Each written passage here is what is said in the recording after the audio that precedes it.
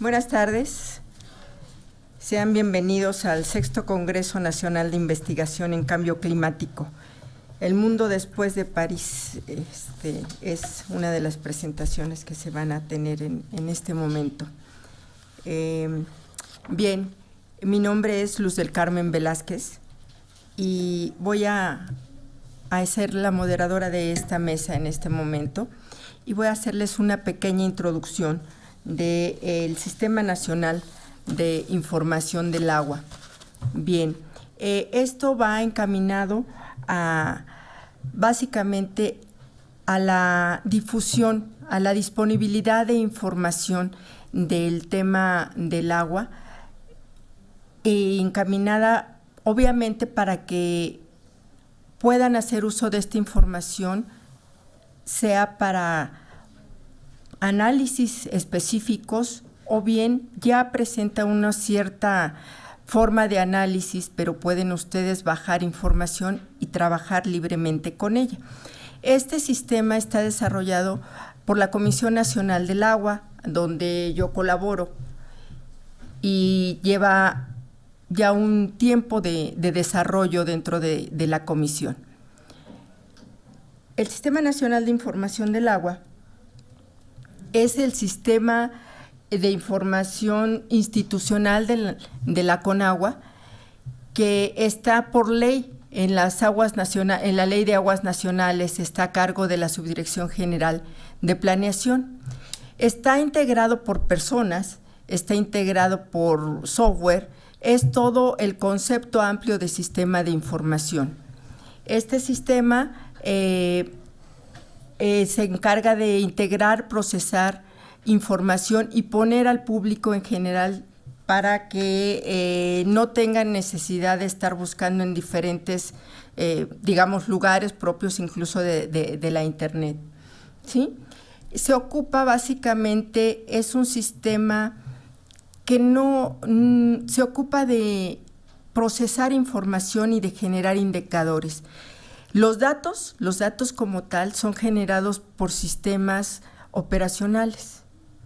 Este es un sistema estadístico y geográfico.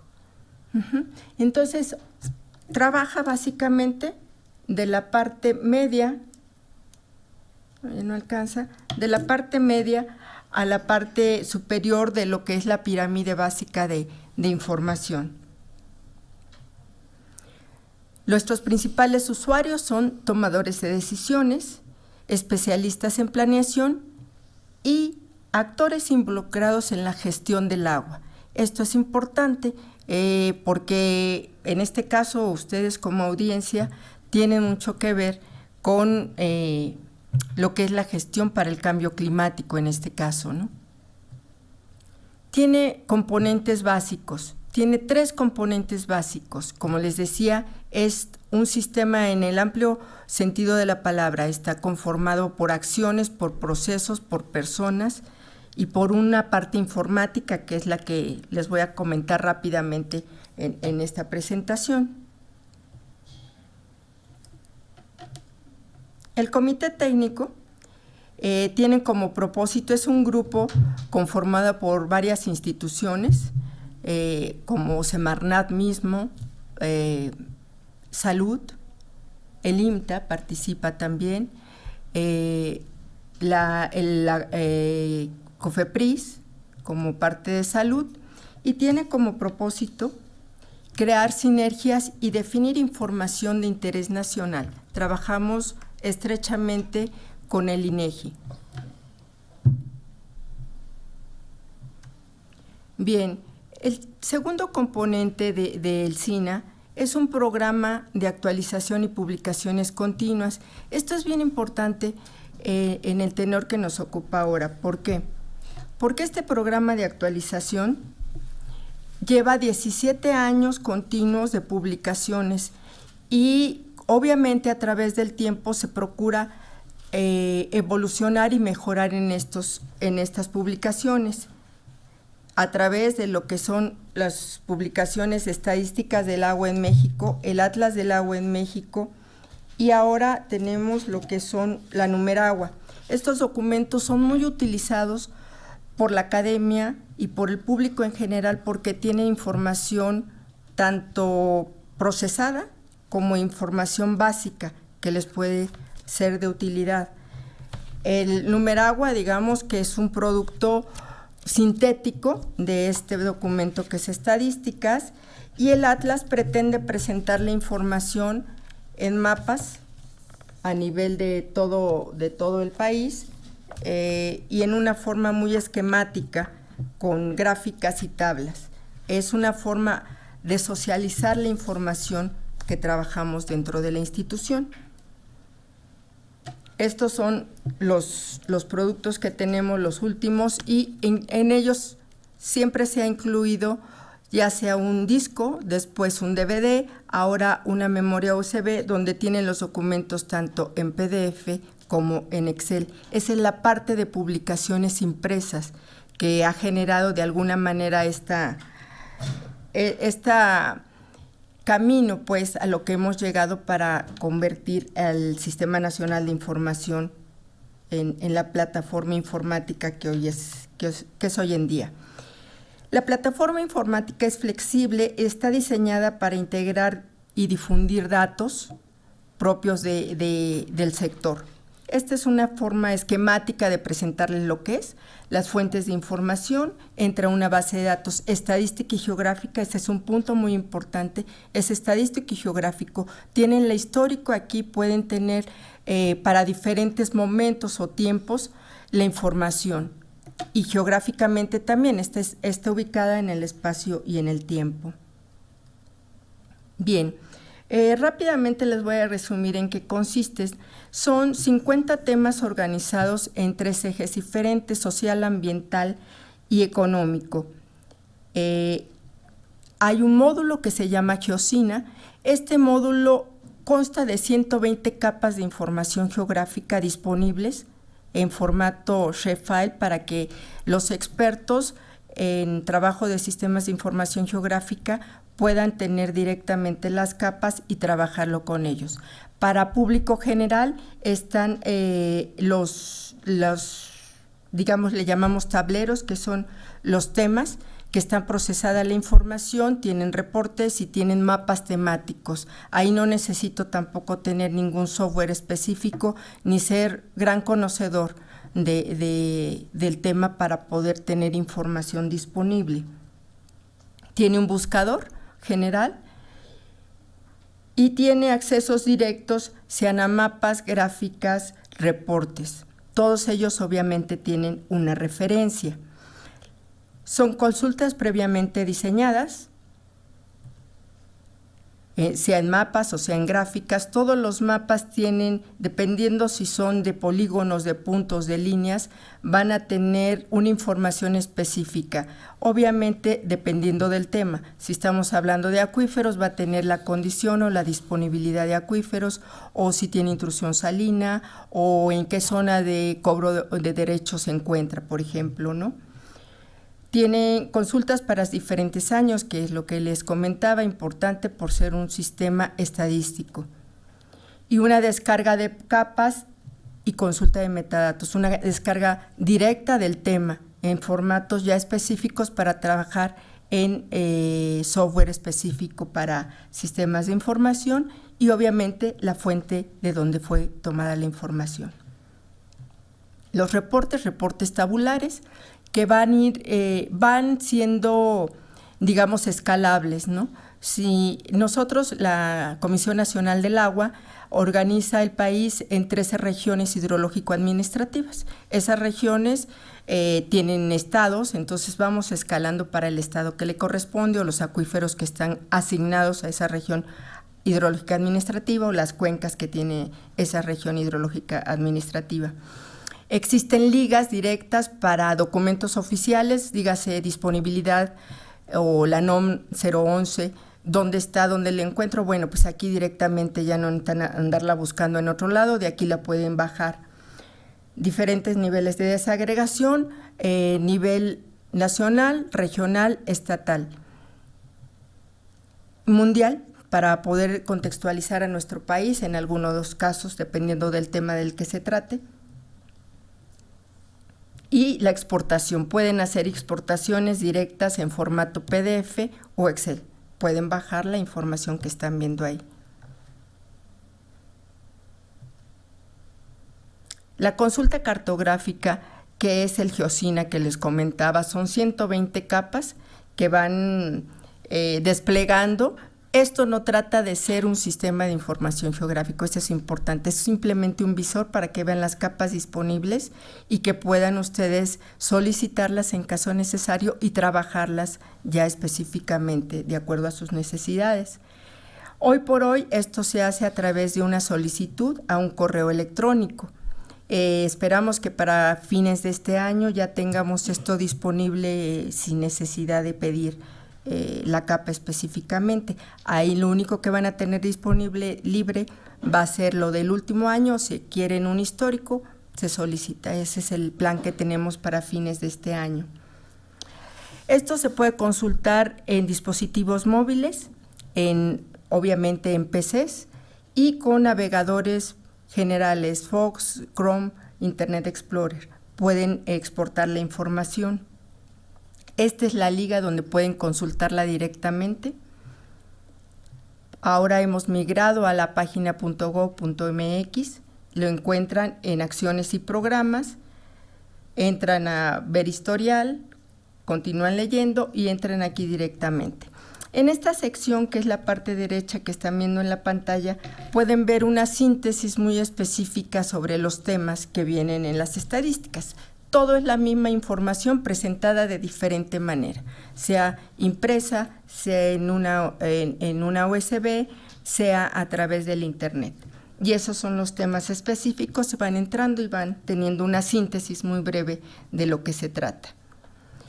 Con eso concluyo yo la presentación del Sistema Nacional, que es para disposición de información, para consulta de información directa que está generando el sector. Posteriormente vamos a continuar con la mesa con la presentación del maestro Fernando Reina.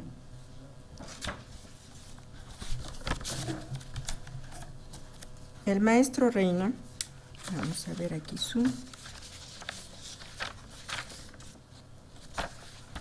semblanza, vamos a encontrarla. ¿Dónde quedó?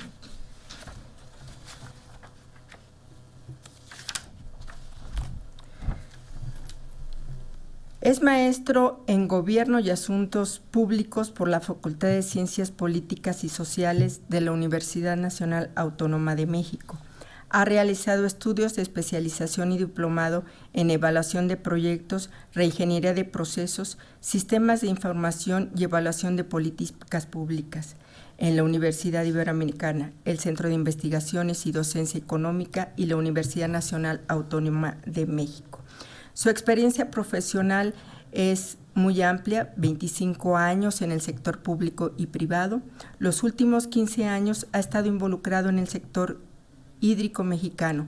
Entre los puestos que ha desempeñado está la coordinación de comunicación en el Instituto Mexicano de Tecnología del Agua, como secretario particular del director general de la Comisión Nacional del Agua y actualmente es subdirector para Asuntos Nacionales en la Asociación Nacional de Empresas de Aguas y Saneamiento, ANEAS. Maestro Fernando. Muchas gracias y muy interesante. Vamos a regalar uno de estos, ¿no? Desde luego, quiero hacer de su conocimiento que hay aquí publicaciones para quien les interese y también memorias USB. Al final de la sesión podemos tener yo me apunto con uno de esos. Bueno, pues muchísimas gracias, maestra, muchísimas gracias a la UNAM y muchísimas gracias a Eduardo, que nos hizo el favor de invitarnos a platicarles un poco de lo que él le llama la negociación del Pacto de París, o que hay tras bambalinas, ¿no? No les voy a no les voy a hacer una presentación porque esto más bien es anecdótico, es algo que no se puede presentar, sino más bien como platicado. Entonces, llegué como un poco antes de que terminara la mesa anterior y ya supongo que son expertos en temas de la burocracia internacional y de la serie de instancias que hemos construido como naciones para poder abordar temas tan importantes como el tema del cambio climático. Entonces, básicamente lo que quisiera nada más contextualizar para llegar al final de la sesión a comentarles un poco lo que hemos hecho como país en materia de incidir en las políticas globales, particularmente referidas al sector del agua, ¿no? Como ustedes les han comentado, bueno, primero hay un panel de expertos que se crea y que viene trabajando de manera muy fuerte, no solamente desde la propia instalación del panel, sino desde antes, para tratar de comprender cuáles son las afectaciones que tiene un X modelo de desarrollo sobre el clima, sobre el ambiente, ¿no? Y eso, así como la comunidad internacional, a través de la Organización de las Naciones Unidas, empieza a entender la importancia de sentar o de acercar el conocimiento científico generado hacia los tomadores de decisiones, ¿no? Y es a partir de este momento que se empieza a ver una vinculación entre la ciencia o la academia, los científicos y la gente que toma decisiones.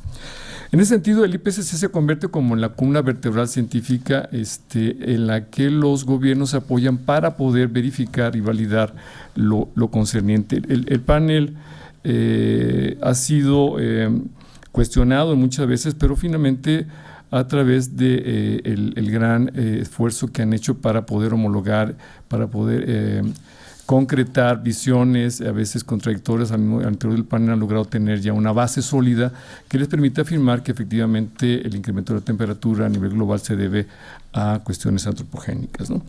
Eso es, digamos, el primer componente duro, que es un componente importante porque de la instalación del panel en el 88 tenemos que remontarnos quizá algunas décadas, no años, para que la comunidad internacional pudiera incidir en la toma de decisiones, ¿no? Entonces, este es un proceso muy largo y muy complejo que a veces desde las esferas académicas no alcanzamos a comprender.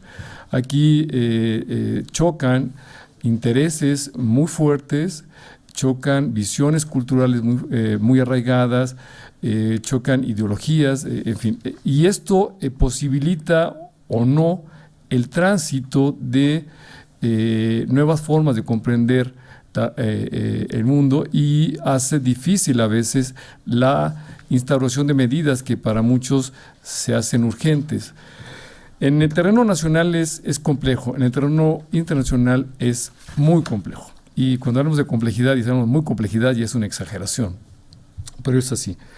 Del 88 que se crea el IPCC al 92 pasan solamente 4 años para que se cree la Convención Marco sobre el Cambio Climático. Ya pasaron 4 años, pero les digo, son 4 años de intensas negociaciones, de tratar de entender y de comprender lo que los científicos estaban diciendo para bajarlo hacia los tomadores de decisiones. Pasan 4 años y la convención, después de 92, todavía pasan otros 2 años más para que la convención sea ratificada.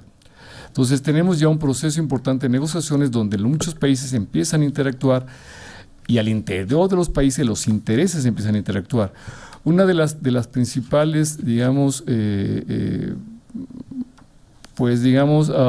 retractores o detractores del cambio climático, evidentemente son como se comentaba, no sé si las grandes corporaciones, pero sí todas aquellas empresas que representan los modelos económicos basados en el consumo efímero, digamos, para ponerlo de alguna manera, en la producción masiva y el consumo efímero.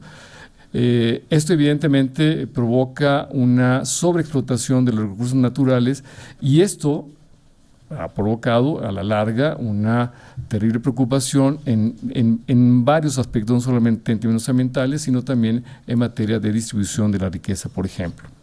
Entonces, les comento, de 88 que se crea el IPCC a la convención, a la cumbre marco sobre medio ambiente y desarrollo en Brasil en 92 pasaron 4 años y otros 2 más para la instalación de la convención. Allá tenemos 6 años, más los anteriores, que se tardaron la comunidad internacional en lograr acuerdos. Esos primeros acuerdos se logran protocolarizar, digamos, unos acuerdos, no quisiera poner protocolo para no confundir con los próximos, que es el de Kioto, pero se logra poner de acuerdo en decir, bueno, si sabes que sí hay un problema y sí saben que tenemos que actuar. Entonces la convención lo que hace es tratar de hacer conciencia en tratar de disminuir o de entender, y aquí la intención era saber si efectivamente o no la actividad humana producía, y ustedes seguramente lo vieron en debates todavía hasta hace algunos años, en que si efectivamente o no la actividad humana, la actividad industrial humana era o no responsable del incremento de los gases de efecto invernadero y consecuentemente de la relación gas de efecto invernadero con temperatura, ¿no? Y le reitero, esto fue muy complejo, son negociaciones que tienen baches muy profundos o digamos hondanados donde parece ser que no hay claridad. La convención, como saben, tiene un ente que la coordina, que es la Conferencia de las Partes, que se reúne cada año a efecto de analizar qué avances ha habido para lograr tener una disminución, una vez que ha habido un consenso en el sentido del impacto de los gases de efecto invernadero sobre el clima y la relación estadística significativa en términos del incremento de las emisiones. Hacia el año 97 se firma la Convención Marco sobre el Cambio Climático y entra en vigor un poco después el pacto o el protocolo de Kioto, ¿no? A diferencia de la convención, que solo alienta, es un exhorto, digamos, en términos de decir, bueno, que hay un problema, te exhorto o exhortamos a los países a que disminuyan. Ya el protocolo tiene un compromiso mucho más específico, tiene ya metas mucho más concretas, y esto otra vez vuelve a poner a los actores en un problema. Si somos, o al menos es lo que yo creo, el tema del cambio climático evidentemente tiene un impacto en los ecosistemas, pero la causa del cambio climático es el modelo económico. Y el modelo económico prevaleciente, como les comentaba, es eminentemente demandante de materias primas, ¿no?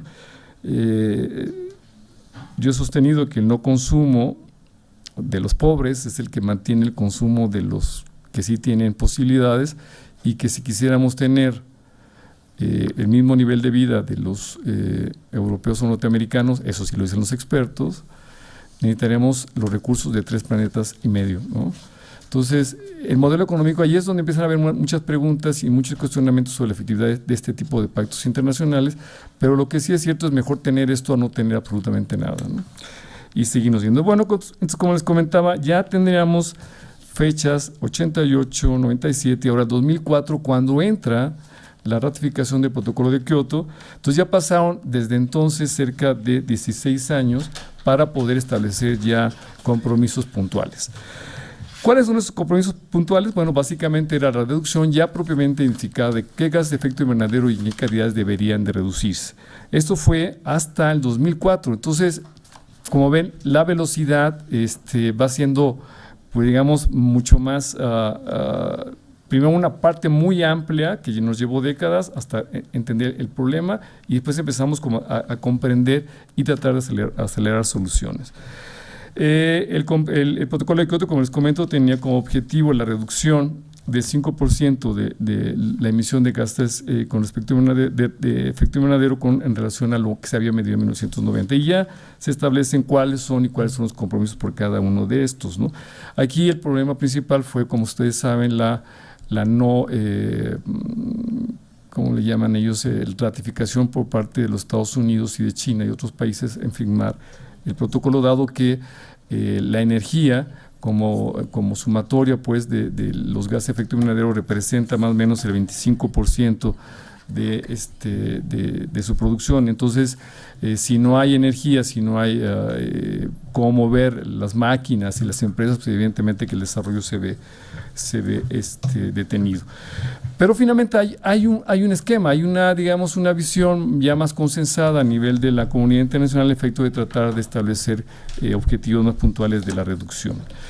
Y efectivamente, si ustedes ven la composición de efectos de gas invernadero, todos tienen que ver con temas de desarrollo, ¿no? Les comentaba la energía, que es digamos, el signo, la distinción de nuestra civilización. Nuestra civilización no se puede entender sin energía. El otro tiene que ver con la producción de alimentos. Tenemos una gran demanda de alimentos, el cambio de uso de suelo, la utilización de agroquímicos, la deforestación, etcétera, también contribuye de manera importante. El transporte para poder mover las mercancías y la propia industria, ¿no? Entre esos 4 apenas componentes podemos tener cerca del 80%, 75% de los productores de gases de efecto invernadero, lo que evidentemente entra en conflicto con las dinámicas económicas, ¿no? Entonces, ya me quedan 5 minutos, bueno, voy a ir ya. Ya les comentaron el protocolo de Kioto. Aquí lo importante es precisamente entender que se va acelerando de manera importante la conciencia de la movilización global. Llegamos a París después de varios baches y de varias decepciones de COPs. Venían COPs, entraban y todo el mundo salía con caras largas. Bueno, llega la COP 21, ¿no? Y en este momento existe una cosa que a mí me impresionó muchísimo, que fue la velocidad de la firma del pacto. Evidentemente, como lo comentaba la compañera en el panel pasado, pues sí, son, digamos, a veces son propósitos, ¿no? O son buenas intenciones, y quizá esto va a depender mucho de la voluntad, pero sobre todo de la capacidad de entendimiento de los países. Cuando el presidente Obama asumió la presidencia, no me acuerdo si en el primer o segundo mandato, dijo: vamos a cambiar la economía norteamericana a una economía baja en carbono. Y a mí me sorprendió mucho, porque lo que implica es una transformación tecnológica de cómo se mueve una economía, o la economía más importante del mundo. Y yo no sé si es ambientalista, lo que sí me quedó clarísimo es que es un tipo que está pensando en el futuro. El futuro de la humanidad no se va a entender sin energía, y esa energía debe ser definitivamente distinta a la que estamos, o las fuentes de las que estamos adquiriendo energía. Bueno, pues ya este protocolo tenía como límite, o como base para poder firmarse, que 55% de los países signantes, o partes que les llaman, lo firmaran, y que estos 55, al menos estos países, contribuyeran con el 55% de la emisión de gases de efecto invernadero. Pues desde se firmó en diciembre de 2015, y ya para abril ya había como 190 países, y finalmente hace unos meses lo firmó China y los Estados Unidos. Pasaron menos de un año y el Pacto de París se firmó. Y esto es muy esperanzador. ¿Por qué? Porque hay una conciencia global importante. Yo no sé si esto va a ser la solución. Lo que sí quiero remarcar es la velocidad en la que nos hemos ido poniendo de acuerdo en la esfera internacional en estos grandes temas. ¿Dónde viene el problema? Y eso fue la invitación que me hizo Eduardo para comentarles un poco sobre el agua. Ya hablar sobre cambio climático y las implicaciones económicas es extremadamente complejo. Por lo que les comento, hay muchísimos intereses. Ya cuando le metes un factor más, un elemento más como el agua, pues resulta que ya se complicó. No obstante, este pacto tiene una cosa que es muy interesante. Cuando los países suscriben el pacto, tienen que mandar, digamos, sus acciones. Voy a hacer esto, aquello. Bueno, más o menos el 80% de estas compromisos que se adquieren tienen que ver con el agua. Y aquí es algo que se avanzó más allá de todos los pactos. De hecho, les comentaba en la presentación que me hicieron que venían trabajando los últimos 15 años en el agua. Y he asistido a foros mundiales, he ido a COPs, he ido a semanas, he ido en el mundo, y siempre el tema del agua ha sido complejo meterlo en la agenda global.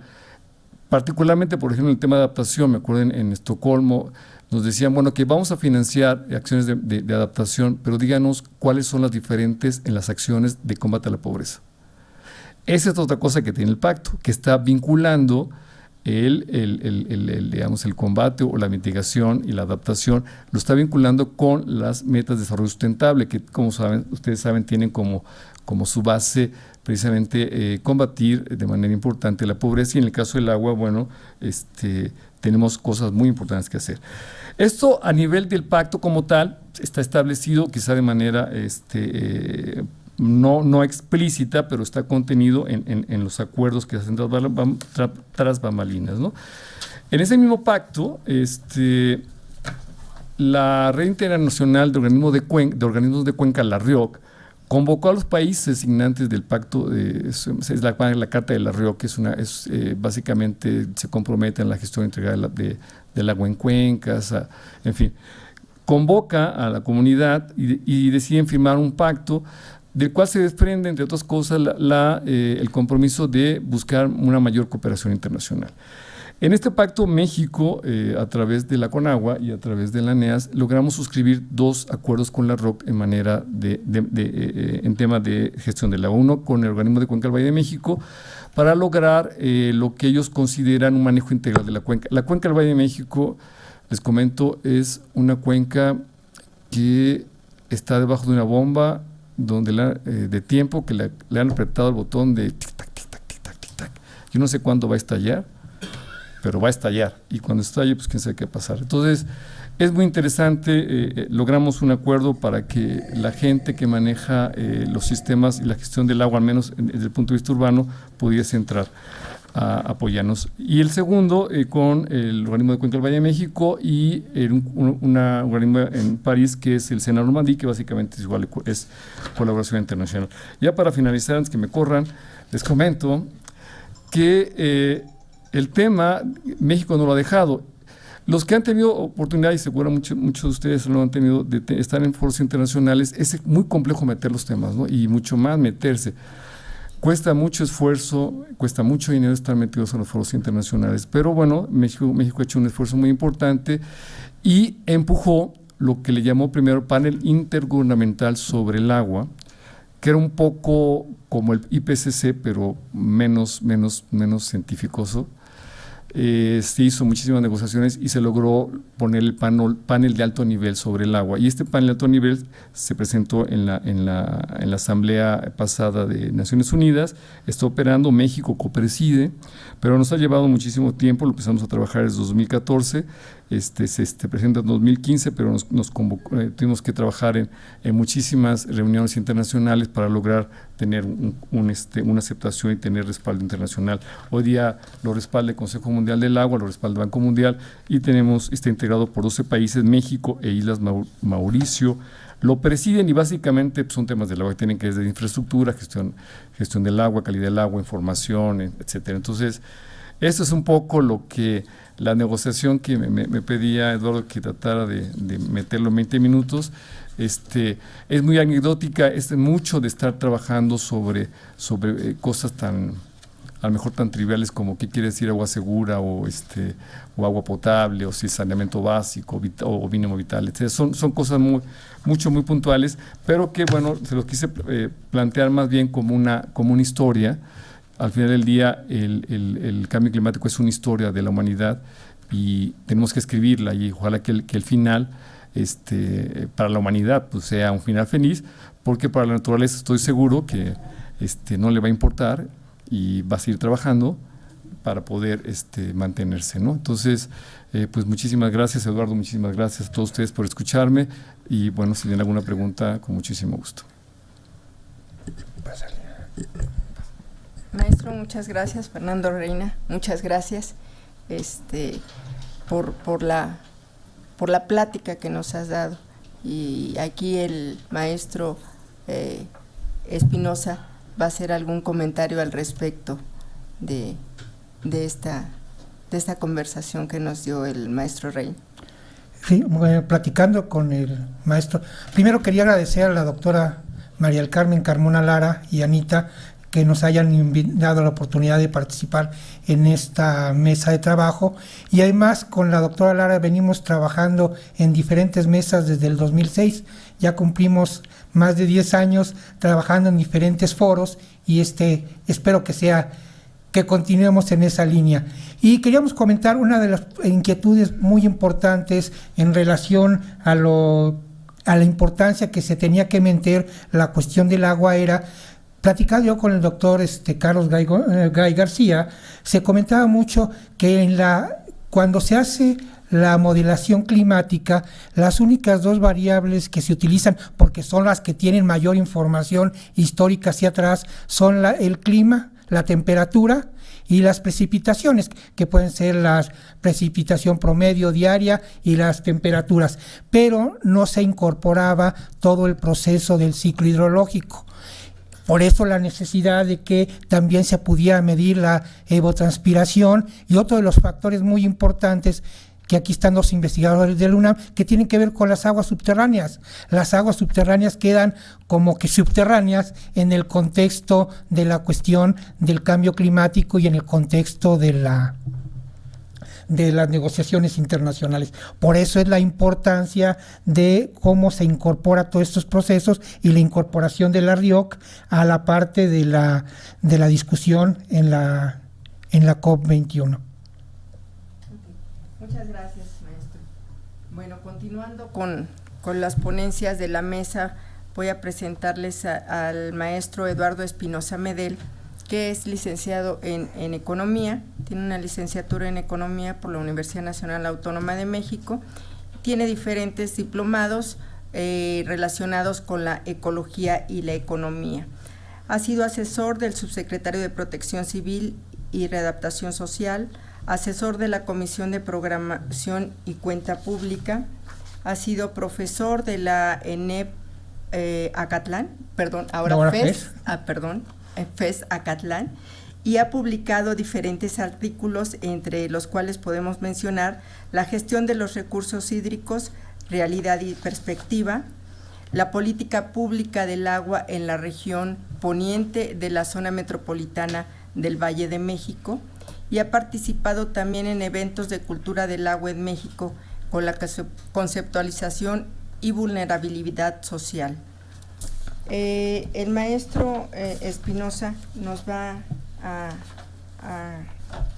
dar una plática respecto a lo que es el modelo de análisis para determinar la estrategia del ordenamiento territorial para la mitigación y adaptación al cambio climático. Estudio de caso, concretamente, la cuenca de la presa Madín. Adelante, maestro, por favor. Bueno, continuando con esto, tengo aquí a mi derecha a la profesora Xiomara, que es experta en aves y cuestiones de la presa. También tengo a Víctor, que hemos venido trabajando en la Comisión de Cuenca Presa Madín Vaso de Cristo de un tiempo para acá. Entonces, como terminación de la maestría en urbanismo, que todavía estoy por presentar ya la tesis, nomás por cuestiones administrativas en la cuestión universitaria, y vamos a hablar del modelo que se está proponiendo, y tiene que ver el modelo, y el objetivo es diseñar las estrategias del ordenamiento territorial de la cuenca Presa Madín como un instrumento para la mitigación y adaptación al cambio climático que propicie el desarrollo sustentable y equilibrado de la región, considerando los límites biofísicos de la naturaleza para coadyuvar en el mejoramiento del bienestar social de las personas. Partimos aquí de una cosa muy importante. Si en toda la historia de las discusiones internacionales en la ONU, el concepto de sustentabilidad que se utiliza en este estudio es y se funda en el reconocimiento y límites y potencialidades de la naturaleza. Tenemos que destacar la alianza naturaleza-cultura para que la economía reorientando la ciencia y la tecnología para construir una cultura política fundamentada en la ética de la sustentabilidad, en valores, creencias, sentimientos y saberes, para ver la forma de vida y el habitar de las personas en el planeta. Los objetivos particulares, se va a quedar la presentación. Quisiera comentar, estoy empezando al revés, estoy proponiendo 6 estrategias básicas para lograr y coadyuvar a este objetivo. La primera es crear un área natural protegida de recarga de acuíferos y servicios ambientales. No voy a explicar cada una de ellas, porque cada una de ellas la implementación la vamos a continuar y significaría una tesis. Entonces, le vamos a comentar. La segunda es formular el plan de manejo del bosque del área natural protegida de recarga de acuíferos y servicios ambientales. Todo lo que hagas tienes que hacer un programa de manejo desde el punto de vista hídrico, desde el punto de vista económico, social y administrativo. También la tercera tiene que ver con lo que estamos proponiendo y vamos a explicar un poco más a fondo ahorita a continuación, que es proponer a la presa Madín y su área circundante como un área de importancia para la conservación de las aves aicas o como un área Ramsar. Aquí voy a pasar esto muy rápido. Aquí hay otra cosa muy importante. Se tiene que realizar un análisis de flujo de aguas subterráneas con un esquema que están aquí los profesores los doctores Guizar y Joel Carrillo, que son los que están proponiendo esta forma de analizarlo, porque vemos que en la parte alta de la cuenca, en la Sierra de las Cruces, hay una cantidad importante de agua y manantiales, sin embargo sus flujos están disminuyendo y nos interesa saber es dónde se está quedando esa agua y hasta dónde va. Precisamente por eso denotar la importancia de este tipo de análisis y incorporar la cuestión geológica a la cuestión hídrica. La quinta estrategia tiene que ver con incorporar en la Ley Federal de Derechos una cuota para la mitigación ambiental y sobreexplotación de los acuíferos.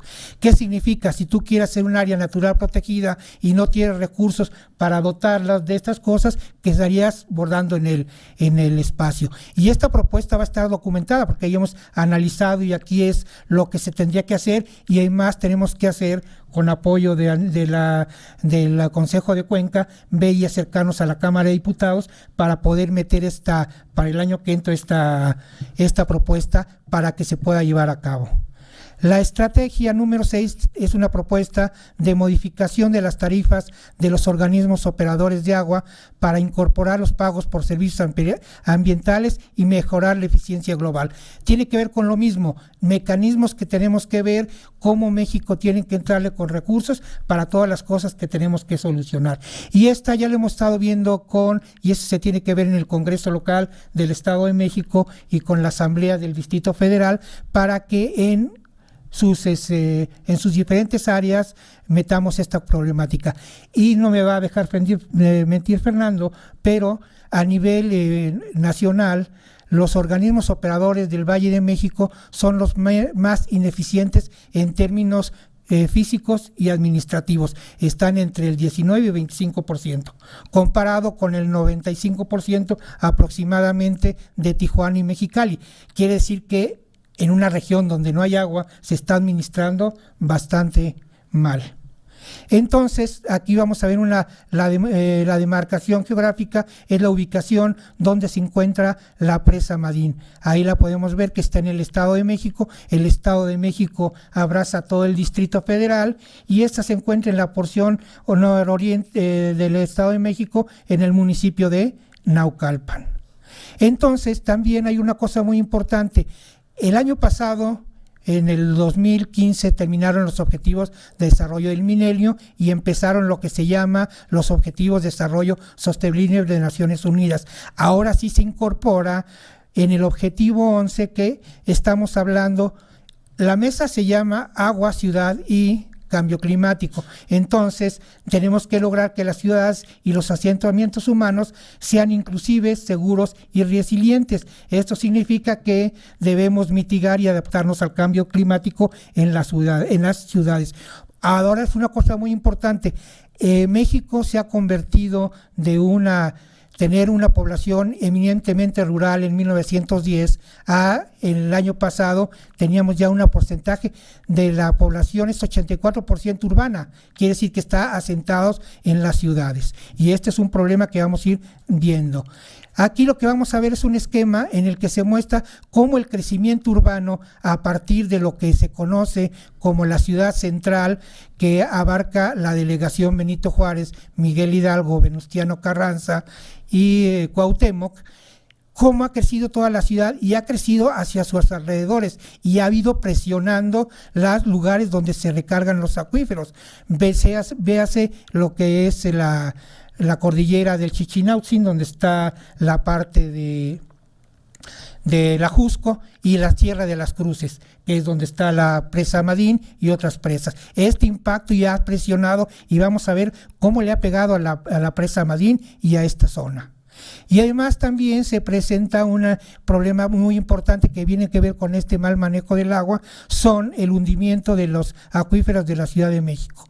En una reunión del grupo especializado en ordenamiento, el Instituto de Investigaciones de Ingeniería presentó un modelo en el que se habla sobre el hundimiento de la Ciudad de México. Y si ven esa gráfica, el hundimiento se está dando en lo que eran los lagos en la época prehispánica. Entonces lo que decimos es que nos estamos acercando a la muerte entrópica de la cuenca lacustre del Valle de México.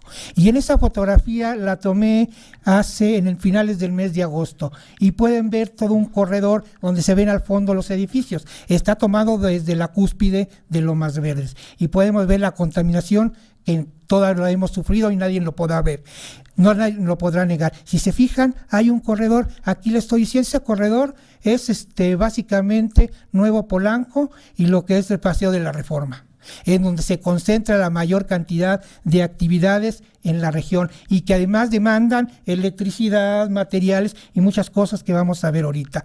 Entonces, una de las reflexiones que hacía el doctor Enrique Lev dice que la muerte entrópica del planeta nos vuelve a la búsqueda de las raíces de la vida, la voluntad de poder vivir, el poder desear la vida, como una simple reafirmación del instinto vital. Esto significa que hemos de tener que reconocer que estamos en una crisis ambiental y es una crisis de civilización que tiene que ver con el modelo económico ya comentado por Fernando, que además es tecnológico y cultural, que ha depredado la naturaleza y negado las culturas alternas. En varios foros nos hablamos de crisis ambiental y con el cambio climático decíamos, éramos muchos y parió la abuela. Con el cambio climático, toda esta crisis ambiental se ha venido a complicar en forma enorme. Y todo lo que tenemos que hacer nosotros es ponernos a trabajar y a utilizar diferentes alternativas para lograr esto. Y el modelo que estoy proponiendo parte de el análisis del territorio de la región para hacer el ordenamiento. Esto es obvio, tiene que tener un marco teórico que se funda en la planeación estratégica, en el análisis biorregional que tiene que ver con las cuencas y en un modelo que utiliza Amartya Sen de bienestar social. Después tenemos que ver la planeación y en el análisis del territorio tiene que ser biofísico, químico, social, económico, funcional y administrativo.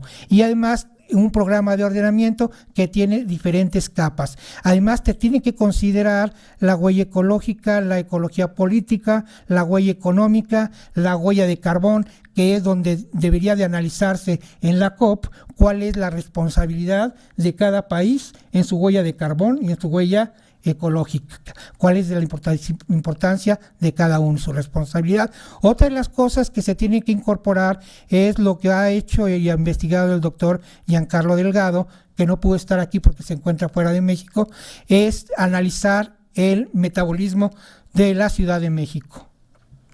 Partimos entonces del programa de ordenamiento que tiene 6 etapas y voy a ir hablando cada una de ellas conforme van apareciendo. La primera tiene que ver con las características del territorio y la empresa alemana GIZ propone una forma de analizar esto y nos habla del análisis del territorio que tiene que ser administrativo, biofísico, social, económico y funcional. Yo le agregué otra que tiene que ver con las presiones externas que ejercen sobre la cuenca de la presa Madín, que es la cuenca lacustre del Valle de Anáhuac. Y si se fijan, le puse ese nombre porque esta cuenca siempre ha tenido la vocación de ser lago. Y no la dejamos porque todos los años 1.500 hectómetros cúbicos se van por el drenaje. Entonces, se hace un sistema biofísico en el que haces toda la cuestión cartográfica del clima, la hidrología, la geología, la geomorfología. Cuando esté publicada la tesis en forma magnética ya podrán ver cada capítulo que tiene todos esos mapas y la indicación de cada uno de ellos. Y tenemos que hacer un diagrama. Cuando platicaba yo hace tiempo con la doctora Carmona y hablábamos de la evaluación ambiental estratégica que era propuesta por la Unión Europea, decíamos que había que incorporar y ver cuáles son los factores importantes que están presionando a esto. Y encontramos que son 4: el agua, la energía, y los 2 otros siguen en la siguiente, pero también el clima está afectando todo esto. Y además hay un factor muy importante que se trae de fuera, y por eso decimos que las ciudades son parasitarias, porque casi nada se produce aquí. Traemos alimentos, biomasa de fuera, materiales y energía. El agua es insuficiente para los diferentes usos en la cuenca y en todo el Valle de México, está contaminada, como lo vamos a ver más adelante. Esto genera gases de efecto invernadero, la cantidad y la calidad del agua están bajando, aumenta la población y el agua es la misma y cada vez está más contaminada. Aparte hay reducción de la recarga y presiones sobre las fuentes externas. Después tiene que ver otro factor muy importante, que es la energía. Y la energía es dónde se genera y cómo se usa. Y la generación de la energía tiene que ver con contaminación y lluvia ácida. Si se fijan, la discusión entre Mancera y el gobernador Erubiel, decía Mancera que el problema es del Estado de México, que trae gente para acá, y el otro decía no, el metro no contamina. Y si analizamos las estadísticas, la electricidad que utiliza la Ciudad de México básicamente se genera en el Estado de México y en algunas otras hidroeléctricas, en este caso ya sea en la termoeléctrica de aquí de Salamanca. Y entonces tenemos otros 2 factores muy importantes, que es la ocupación y el uso del territorio, y otro que es la concurrencia y las instituciones. Aquí en la concurrencia de instituciones se aprendió mucho de la doctora con su esquema de análisis, en el que vemos qué significa la concurrencia, cuál es el ámbito federal, estatal y municipal. Los municipios tienen un plan de desarrollo urbano municipal que establecen ciertos lineamientos y ven lo que sucede en su localidad. El Estado tiene otras normas y otras políticas, y la Federación, a través de sus leyes, también las tiene. Y también, por ejemplo, en la ocupación y uso del territorio, tenemos que ver qué pasa con los desechos sólidos, que son los recursos que se van, toda la basura que en el Distrito Federal se está vertiendo en el Estado de México o se lleva a otro lugar. Son los residuos sólidos urbanos. También tienes los cambios en el uso del suelo. Los cambios en el uso del suelo han provocado gases de efecto invernadero y deterioro del territorio.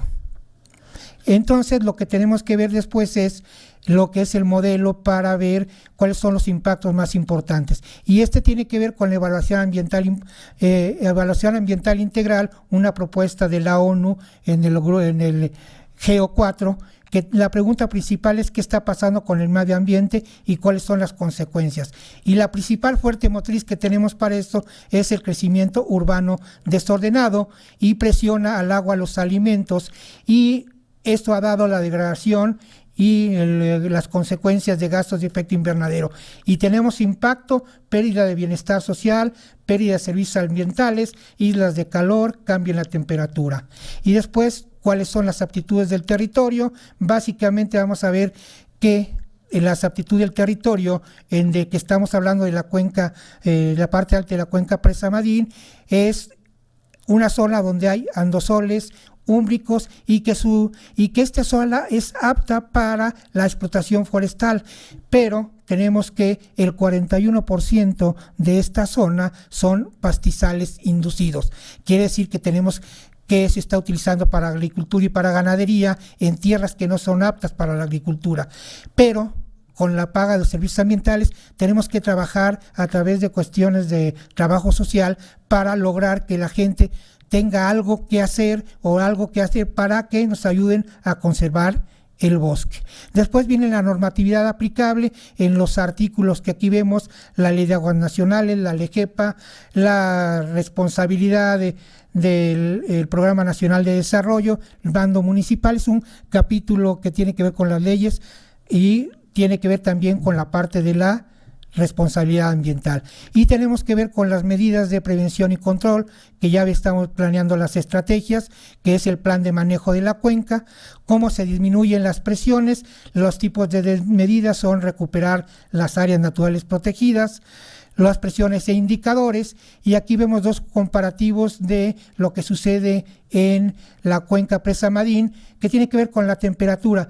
La temperatura en la parte alta está entre los 8.5 y 11.0 grados, y en la parte baja, lo que yo comentaba que era la zona de la ciudad central, está en 18.6%. Aquí pueden ver que donde se enfría la ciudad es en la parte alta, y además tiene que ver también con las temperaturas y con la altitud. Y además aquí también tenemos gráficas de cómo se genera los diferentes gases de efecto invernadero. Entonces lo que tenemos que aportar es a la negentropía, y la negentropía es el proceso inverso de la entropía, que es el calentamiento del planeta y la energía disipada. Entonces me va a llevar a una reflexión final, que es una propuesta del doctor Enrique Lev, y que nos dice que la crisis ambiental se cierne sobre el mundo. Aún se percibe como una premonición catastrófica más que como un riesgo ecológico real para toda la humanidad. En la sociedad del riesgo del mundo actual, la inseguridad global está más concentrada en la guerra generalizada y en la violencia cotidiana antes que en el peligro inminente del colapso ecológico. La amenaza se ha establecido en el imaginario colectivo que mantiene pasmado al mundo. Es del terrorismo, la narcoviolencia, que se manifiesta en un miedo a la vida, a derrumbarse las reglas básicas de convivencia y de una ética de y para la vida, más que una conciencia de la revancha de la naturaleza sometida y explotada, o de una conciencia de las causas de la insustentabilidad. Entonces, como ya dice la doctora Carmona en muchas de sus conferencias, y lo retomo, que tenemos que el deber de la esperanza de lograr un uso sustentable del agua en la cuenca lacustre del Valle de México y en la cuenca de la Presa Madín. Muchas gracias por su atención. Maestro Espinosa, muchas gracias por su presentación. Esperemos que pronto nos comparta su tesis terminada. Bien, vamos a escuchar a la maestra Xiomara Trujillo. Ella es presidente de la Asociación Civil SOS Mascotas y Rescate Ambiental. Es miembro de la Unión de Colonos del Estado de México. Participa en la Comisión de Trabajos para promover la creación de la Procuraduría Estatal de Defensa del Colono. Colabora como miembro del comité organizador del primer foro UCM, en el cual se abordan temas de seguridad, medio ambiente, desarrollo urbano y desarrollo social. Participa en la organización de la sociedad civil de la Comisión de Cuenca de la Presa Madín. Es representante de la Unión de Colonos del Estado de México ante el Consejo Rector de Impacto Sanitario desde el mes de octubre de 2013. Es consejero consultivo del consumo, consejero en el Consejo Consultivo del Consumidor en el Estado de México, y autora de libros de Nuestros Aliados Vecinos y Amo Responsable.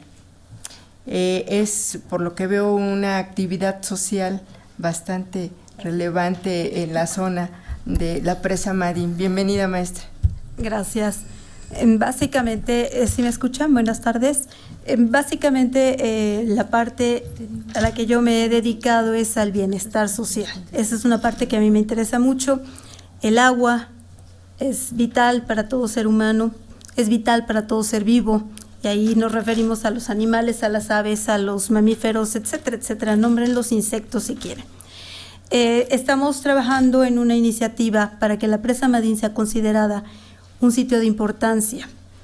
Lamentablemente en México, todos nuestros ríos, lagos, los convertimos en lugares para depositar nuestro drenaje, nuestra basura.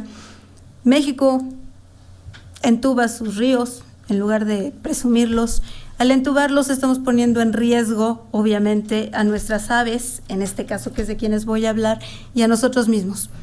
México entuba los ríos y después, ¡ay, vamos a rescatar! ¿Por qué no hacemos algo de prever? Y este es el caso que sí, ¿me ayudas, Eduardo, con la iniciativa? Esta es una parte muy interesante. Yo les hablo ahorita de las aves y lo que nos está afectando y por qué queremos convertirlo en un sitio, ya sea ICAS o Ramsar. Bueno, ya habíamos visto la localización, ahora vamos a ver.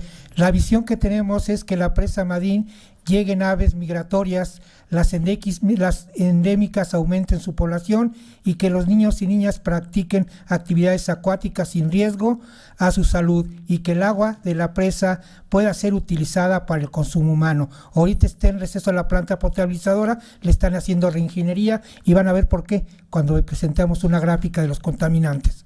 Aquí vemos imágenes de un pato que es que llega migratorio, pero las condiciones de la presa queremos que vuelvan. Ha habido momentos muy importantes, les va a platicar Xiomara. Aquí vemos la gente que está en las canoas, pero si se cae uno a la presa, pues corres el riesgo de contraer enfermedades. La misión es mitigar la degradación de la presa, disminuir los riesgos naturales y antropogénicos que coadyuvan a la pérdida del bienestar social y que está aumentando el estrés hídrico y se están perdiendo los servicios ambientales. Ahí vemos un pobre pato que está nadando en la basura. Esta es una fúlica americana. Si ustedes ven, ella es de las que vienen, no nada más está aquí en México, es migratoria. Y a lo que se está enfrentando es a tener que nadar entre la basura. Estamos hablando de PET, estamos hablando, bueno, no quisieran saber lo que hay. Finalmente ella, para alimentarse, necesita sumergir su pico y sacar pececitos. Con la contaminación que está teniendo la presa, pues ya ni pececitos. Meter su cabecita para poder sacar el alimento realmente es complicado. Entonces, seguimos. Entonces, la presa Madín, el programa ICAS tiene que ver son áreas de interés de conservación de las aves, y esta es relacionada con el Tratado Paralelo Ambiental de libre comercio, el TELCAN ambiental. Y esta iniciativa tiene una parte muy importante que es la categoría 4, que esta categoría corresponde a los sitios que contienen concentraciones de especie, ya sea de terrenos de invernación, terrenos de crianza o duración de la migración, abarca sitios terrestres o sitios marinos. Por eso consideramos que la presa Madín se cumple con la categoría 4. Entonces, las áreas naturales protegidas se detectó en el segundo reporte de cambio climático que son verdaderos e importantes para la mitigación y adaptación al cambio climático. Entonces, estas son una herramienta fundamental para el cambio climático y esto está como parte de la mitigación y adaptación, cuestiones que se están discutiendo en este sexto foro nacional e internacional del cambio climático. También aquí vemos cuáles son las herramientas y esto se va a quedar la información si lo quieren consultar, que tiene que ver con la restauración, fomentar la regeneración natural, crear corredores biológicos, fomentar y crear y rompevientos para proteger las aves. Entonces hay hábitats, por ejemplo, hay un refugio nacional de los que ya se han establecido bajo el esquema de la cooperación de América del Norte, en donde hacen uso de cuáles son sus hábitats, el uso del suelo, las amenazas y la protección que tenemos que tener. También tenemos lo que me comentaba la doctora, que podía ser un sitio Ramsar, y es acerca sobre la convención de humedales. Y Ramsar casi siempre se entendía solo para humedales costeros, pero también analizando podemos ver que también tiene que ver con estos tipos de humedales donde hay especies. Por eso estamos viendo la iniciativa y necesitamos hacer un trabajo más a fondo, para lo cual vamos a conseguir recursos para poder ver todo esto y determinar cuáles son los corredores biológicos y las migraciones. Entonces, el crecimiento humano lo que está haciendo es la huella, y ha acorralado, y ya lo vemos, a las aves en Ahí precisamente también este esquema sirvió para ver todo lo que está afectando y cómo lo está haciendo. Tenemos aquí la siguiente parte, es el diagnóstico de la contaminación de la presa Madín, que la doctora Galar del Politécnico no pudo venir con nosotros en esta ocasión por estar fuera de México, pero nos comparte algunas gráficas y ha venido analizando la calidad del agua en la presa Madín desde hace varios años. Y ya tenemos la ubicación y las características donde se han hecho los muestreos, cómo está. Además, la presa del agua Madín debe de abastecer a los municipios de Atizapán y de Naucalpan de 0.5 metros cúbicos por segundo de agua potable, pero cada vez cuesta más potabilizar esa agua por las cantidades de contaminantes que se tienen. Y hay una problemática de las descargas domésticas de una localidad que se llama Viejo Madín, Nuevo Madín, de la zona Esmeralda, y el crecimiento de las secciones diferentes de lo más verdes, de las 1, 2, 3, 4 hasta las 6, y según esto querían hacer más, y todas descargan a la presa. Tiraderos de basura, y además hay actividades recreativas, que es kayak y otras. El objetivo es evaluar la toxicidad producida por los contaminantes presentes en el agua y los sedimentos de la presa. Mediante la carpa común se hizo, y no me comentaba la semana pasada que ponen huevitos a las orillas de la presa, y que dice que en muchos casos ya no eclosionan, que se están muriendo antes de que suceda el nacimiento de los mismos. Y aquí, si me permites, les comento qué es lo que pasa con las aves. Ellos se alimentan en su mayoría de pececillos. Estas especies centinelas son los más pequeños que tenemos en el agua, los que están nadando, y son de los que se alimentan muchos de los patos, las garzas, etcétera. En el caso de la carpa común, es de lo que se alimentan los peces más grandes. Y en esta parte estaríamos hablando de las garzas que vienen muchas de Canadá, de Estados Unidos, algunas que son ya nativas de Atizapán, que están en México, y nuestros pelícanos. Al estar estos contaminados, lo que estamos haciendo es contaminarlos a ellos, es decir, se están envenenando, y ya hemos tenido casos de que están empezando a disminuir sus visitas a México a la presa. Por este motivo, el águila pescadora, de lo que se alimenta obviamente es de peces, únicamente peces, y son del tamaño de la carpa, grandes. Ya no está encontrando alimento para venir, entonces con eso le estamos limitando su migrar hacia este lado, ¿no? La metodología se caracteriza en los escenarios, se seleccionan las estaciones, se dan los muestreos, ahí están los puntos: Viejo Madín, Nuevo Madín, la planta potabilizadora, donde entra el río Tlanepantla, y se hacen los estudios de toxicidad. Básicamente la toxicidad, los resultados que se obtuvieron se mide la temperatura en los diferentes sitios de muestra, el pH que viene aumentando, los nitratos, el nitrógeno, los sedimentos, la textura, y lo que hemos encontrado muy importante es que hay grandes cantidades de ferro, mercurio y aluminio, y esto ha traído grandes consecuencias en los peces, inclusive que se han hecho la autopsia a estos peces y se están muriendo porque se licúa los pulmones y el cerebro. Entonces también en 2015 también se encontraron contaminantes emergentes como el diclofenato, ibuprofeno, naproxeno. ¿Esto qué son? Todo lo que estamos tomando los seres humanos y lo desechamos en la orina, en las heces fecales, y esto va a parar a la presa, y ahí los peces se toman todo esto. Las consecuencias entonces son muy fuertes, y los resultados de la toxicología son estos en los sedimentos, en la mezcla. Las consecuencias: los acuíferos de la cuenca sufren una severa sobreexplotación diaria. Lo que queremos ver es estas son otra. Esta tiene que ver con lo de Víctor. Aquí había unas, está en la otra presentación, ahorita la abrimos porque aquí está combinada con una. Les voy contando. También tuvimos hace poco el caso en Gilotzingo de que se les ocurrió depositar desperdicios de un sanatorio ser muy cerca de los manantiales. Ese aún no se ha limpiado, continúa obviamente estando ahí, y obviamente con las lluvias, y acaba llegando ¿a dónde? Al subsuelo, y de ahí pues se va repartiendo, llegando a presa, etcétera, etcétera. Tenemos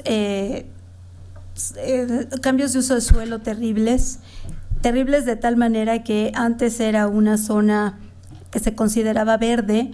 Actualmente están poniendo a las orillas de la presa, están colocando edificios de varios niveles.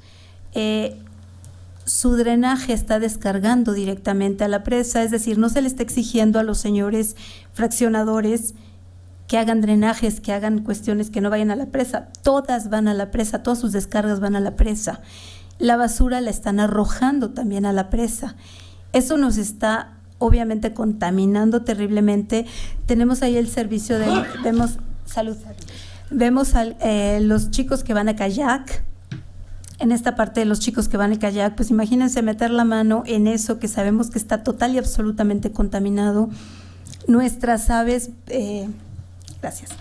Les puedo comentar, no apareció la gráfica, pero no importa. De las 36 aves que yo pude documentar, hablando únicamente de las aves migratorias, grandes, es decir, acuáticas, porque las de bosque estamos hablando de una cantidad muy similar, pero vamos a hablar únicamente de las que nadan, de las que requieren de alguna manera traer a sus pollos a que naden, enseñarles acá. Vienen corriendo de Canadá, gracias.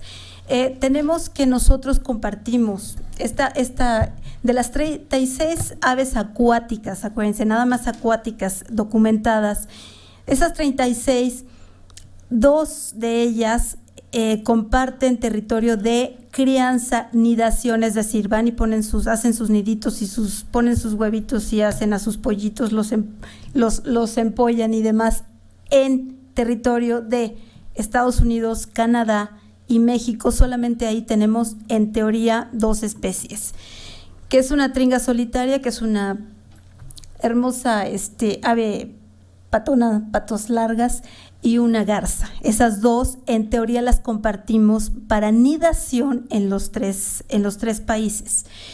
En el caso de los que únicamente anidan y crían a sus pollos en Estados Unidos y en Canadá, estamos hablando que tenemos 22 documentadas, es decir, que yo pude documentar, probablemente tenemos más, pero documentadas con fotografía, vistas y demás, tenemos 22.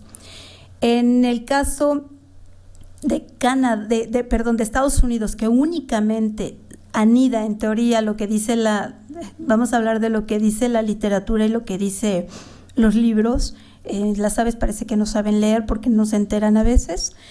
Tenemos 7 que únicamente están en Estados Unidos y migran del este al oeste y viceversa. En teoría no se mueven para anidar. Estamos hablando de anidar. Y mexicanas tenemos 5, es decir, estas 5 anidan en México. ¿Por qué les digo que en teoría? Porque es muy interesante que una de las aves, que estamos hablando de la garza blanca, que tiene su sitio de anidación en Estados Unidos, la he visto y la tengo documentada haciendo nido en la presa. Y es muy triste porque la presa cada vez tiene el nivel más bajo. Me he peleado muchas veces y me han dicho cosas feas por decir que el nivel está bajando. Ella ha estado anidando. La contaminación, el cambio climático las está obligando a hacer cambios dramáticos en muchos lugares. Vamos a hablar ahora de una golondrina risquera que también es migratoria. Esa es de las pequeñitas. Ella viene y toma su barro de la presa, de las orillas, para poder construir sus nidos, y están anidando de este lado. ¿Y qué pasa de repente donde en el risco ella ponía su nido? Sorpresa, ahora hay un edificio. Entonces, ¿qué hace? Pone su nido en el edificio, ¿y qué es lo que está pasando? Le tiramos el nido. En lugar de barrer el piso, le tiramos el nido.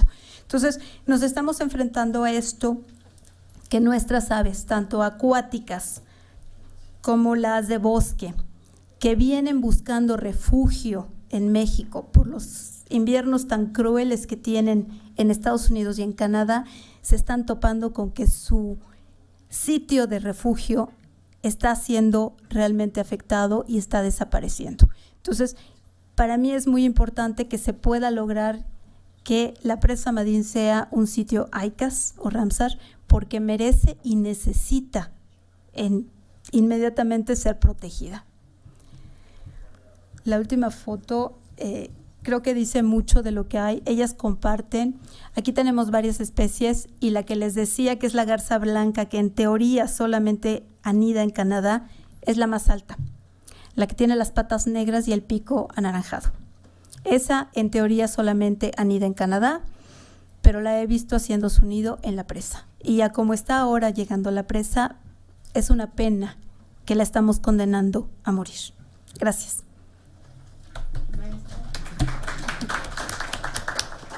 Maestra Yomara, muchas gracias. Nos has presentado, digamos, una imagen muy cruel, digamos, de cómo está la situación dentro de la presa. Por los problemas de ordenamiento territorial, por los problemas de contaminación, cómo están afectando altamente a la biota, en este caso las aves concretamente, y es una pena, una actividad social que tú estás haciendo, digamos, muy loable y sin, o sea, el interés mismo como colono de la zona, que eso es bien importante, es parte de lo que es la cultura la cultura ambiental que deberíamos de tener todos, conciencia misma que deberíamos de tener todos, no dejar solamente a nuestras autoridades, digamos. Creo que también como sociedad tenemos que jugar un papel activo para poder rescatar todos estos, digamos, refugios de aves y realmente es una zona pues ecológica importante, que se han convertido en cloacas realmente muchos de estas. Todos nuestros ríos y lagos hoy en día tienen un alto grado de contaminación. Muchas gracias, maestra. Bueno, continuamos ahora con el doctor en ciencias Víctor Manuel Díaz García, experto en sistemas de información geográfica, recursos hídricos, gestión de recursos hídricos, planeación y administración del agua, registros públicos de derechos de agua, con amplia experiencia también en oceanografía y capacitación y docencia.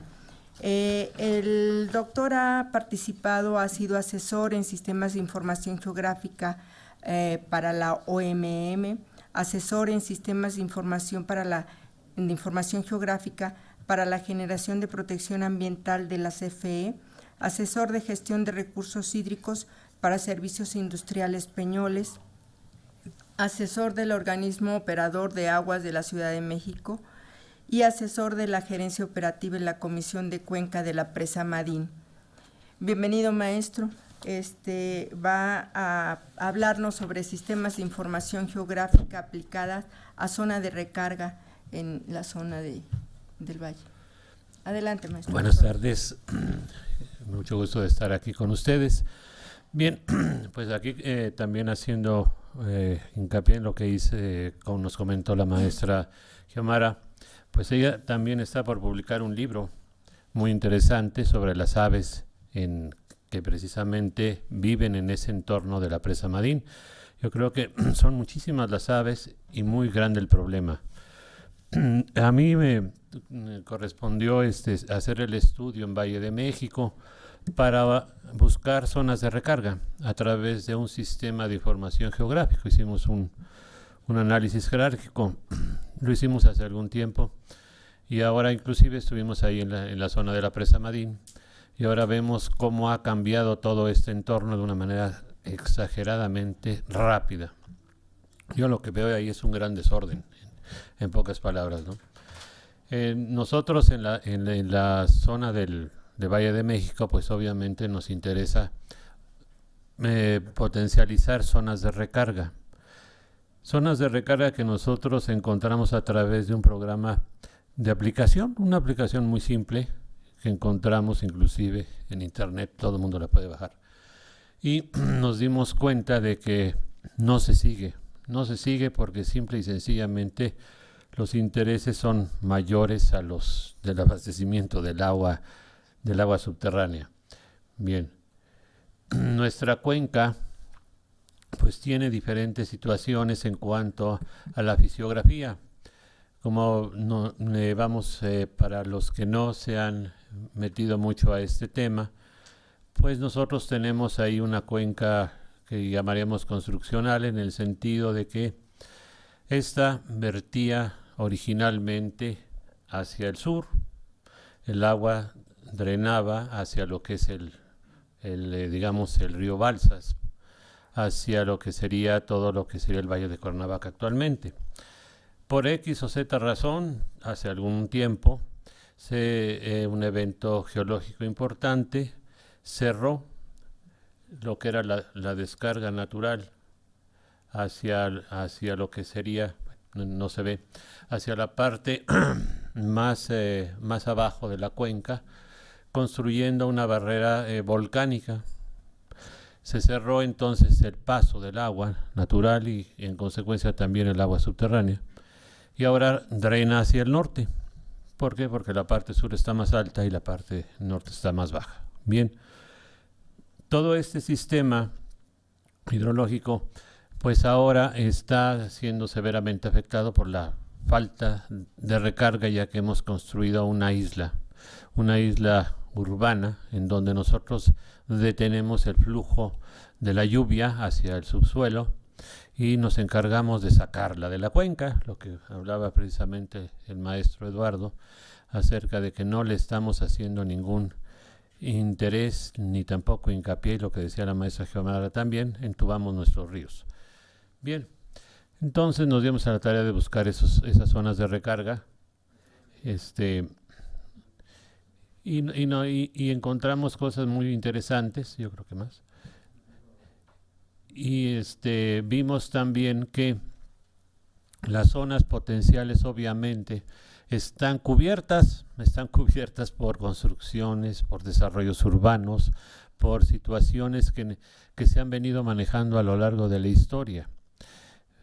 Recordando que nuestra cuenca básicamente era un lago, que originalmente las chinampas eran las productoras de la alimentación para la población nativa de nuestra zona, y que posteriormente en la colonia se encargaron de destruir las chinampas, de rellenar el lago, pues porque a los españoles no les gustaba el clima húmedo porque venían de Castilla. En Castilla es un clima seco y se enfermaban a cada rato aquí. Entonces simplemente se fue perdiendo la cuenca y se convirtió realmente en lo que es ahora pues ahora sí que, por así decirlo, es una planicie urbana, donde los lagos prácticamente desaparecieron, quedan algunos vestigios nada más. Y nuestra zona de recarga pues está muy limitada a las partes altas, a las vertientes, principalmente a lo que decía Eduardo también, la Sierra de las Cruces, Chichinautzin, la zona de los volcanes, Santa Catarina, etcétera. Entonces, nuestro paquete de información geográfica, buscando precisamente, como en estos casos vemos, las zonas en donde todos podemos buscar esta información, como es esta plataforma de la Conavio, donde podemos bajar digamos, las capas de información que necesitamos, la misma información que pudiéramos nosotros encontrar en el SINA, que acaba de ser expuesto como una plataforma de información importante. Pues nosotros que buscamos básicamente las capas de información de geología, de hidrología, de suelos, digamos, de urbanización, de densidad de población, etcétera. Todo esto nos va a llevar a conjugar una plataforma de análisis en donde nosotros vamos a asignar peso a cada una de las capas que a nosotros nos interesa jerarquizar. De ahí entonces que nuestro programa interactivo con el usuario va a facilitar una toma de decisiones para saber en dónde podemos nosotros encontrar sitios de recarga, porque nosotros vamos a construir ese sistema de información. Cuando yo estaba en la Conagua en otras épocas, sí era algo menos que lo que está ahora pasando. A mí me tocó desarrollar el LogRepda. LogRepda es un sistema de localización de aprovechamientos, ahí lo pueden ver ustedes en la pantalla. Está básicamente construido en un ArcGIS que se monta sobre un servidor y que da acceso al usuario a través de Internet. Cuando se construyó, manejaba cerca de unas 30 capas. 30 capas en donde ustedes podían obtener toda la información de los aprovechamientos registrados en cuanto a aguas superficiales subterráneas, descargas de aguas residuales, bancos de materiales, etcétera. Y era era interactivo. Creo que actualmente se sigue, pero ya no es tan dinámico. Y estaba vinculado con lo que es el Google Earth. O sea, ustedes podían vincular capas de esa información que estaba dentro de lo que serían los shapefiles directamente a lo que sería el Google Earth y tener ustedes información en tiempo y forma como ustedes lo necesitaran. Esto obviamente nos daba pie a desarrollar posteriormente otro proyecto que fue el Atlas Digital del Agua en México. De ahí entonces nos dimos a la tarea de vincular las capas del OCREPDA directamente ya a nivel nacional a un atlas, la siguiente por favor, que nos permitía un acceso más dinámico, más amplio y de mayor información. Luego tenemos ahí otro ejemplo de lo que son estos visores de información para obtener lo mismo, o sea, recursos digitales para nosotros llevar a cabo los análisis geográficos que requerimos. De ahí entonces nosotros también cuando estaba en la Conagua, nos dimos también a la tarea de especificar la normatividad y el cómo poder llevar a cabo una adecuación dentro de lo que era el SINA y también lo que es el SIGA, que son el Sistema Nacional de Información sobre el Agua, y el SIGA, que es directamente una información geográfica. Dos plataformas diferentes. La siguiente. De ahí pues la vinculación directa con lo que sería el sistema, el Servicio Meteorológico Nacional. También teníamos toda esa información y actualmente están las plataformas ahorita del sistema, digamos, del Servicio Meteorológico Nacional son bastante buenas, son inclusive descargables en APPS, y se ha desarrollado plataformas bastante interesantes con Google principalmente. La siguiente.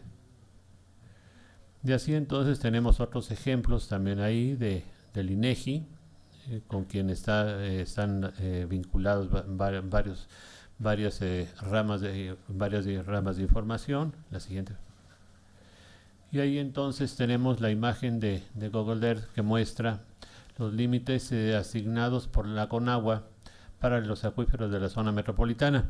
Para quienes no están directamente relacionados, el por qué y para qué, quién hizo esos límites de las capas de los acuíferos, quién los propuso, porque nosotros que estamos en el medio pues lo sabemos, pero para quienes no lo están, son simple y sencillamente divisiones administrativas.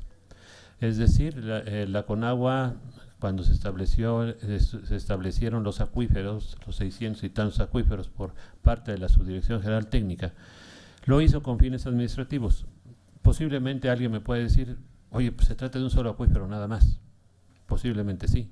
Sin embargo, la relación administrativa es importante para saber a quién, dónde y cuándo se está administrando determinado tipo de volúmenes. La siguiente. De ahí que entonces nuestro punto más importante en el estudio para obtener la información necesaria para encontrar las zonas de recarga fue el acuífero zona metropolitana de la Ciudad de México, que ahí en la línea roja, en la lámina que ustedes pueden ver, es el límite administrativo establecido por la Comisión Nacional del Agua. La siguiente.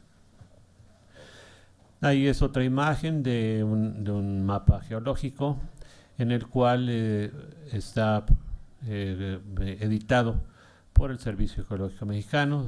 Básicamente a nosotros nos interesa la zona, obviamente, de lo que es el Estado de México y el Distrito Federal. La siguiente. Y ampliándola, precisamente encontramos una serie de elementos geológicos y geográficos importantes para nuestra determinación. Bueno, ya me queda un minuto nada más, que el tema es amplísimo y nos podemos estar horas, ¿no? Pero bien, la siguiente, por favor. Ahí hay mucha información, nosotros encontramos mucha información ya publicada sobre lo que es los acuíferos de lo que es la zona metropolitana. Nosotros nos dimos también a la tarea de buscar precisamente los pozos, la extracción, la siguiente. Encontramos una evolución importante de lo que es el crecimiento urbano y también el comportamiento del acuífero dentro de lo que es los límites preestablecidos administrativamente para la siguiente. Y hemos visto a lo largo del tiempo la migración que tiene precisamente las variaciones del nivel estático, el nivel dinámico, precisamente por la extracción desmedida. Y cosas, claro, que se ve muy poco aquí. Hicimos una publicación al respecto, pero encontramos discrepancias increíbles acerca de lo que es la publicación de la disponibilidad para este acuífero y datos increíbles en el sentido de que nosotros encontramos que estaban extrayendo un volumen X y de repente encontramos donde ese volumen disminuyó, pero aumentó la recarga y no nos explicamos por qué.